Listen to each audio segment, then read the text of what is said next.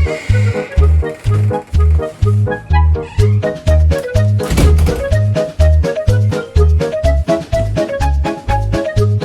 ام فؤاد. نعم يا ام باندو. ينفع يا اختي اللي عمله فؤاد؟ عمل ايه يا اختي فؤاد؟ خد الطوق بتاع ابني. لا انا فؤاد ابني يا اختي ما يعملش كده. والله خده. بقولك فؤاد ما يعملش كده يا ولية. والله شايفاه بعيني. بجد؟ يخرب بيت امك. ايه يا ماما في ايه؟ انت ازاي تاخد الطوب بتاع الولية؟ انا ما خدتوش، قالت لي الواد رماه، خدته، لقيته على السلم، خدته وطلعت بيه. ماشي يا ابن الحرامية. ينفع كده يا ام فؤاد؟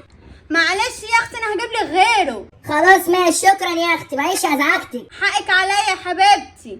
ينفع كده اللي انت عملته ده؟ طب اعمل ايه يا ماما؟ ما انت وبابا مش عايزين تجيبوا لي طوق عشان اصيف بيه، لقيته من بندق عندك طوق خدته، اعمل ايه طيب؟ طب انزل ادوها لها وانا هجيب لك طوب.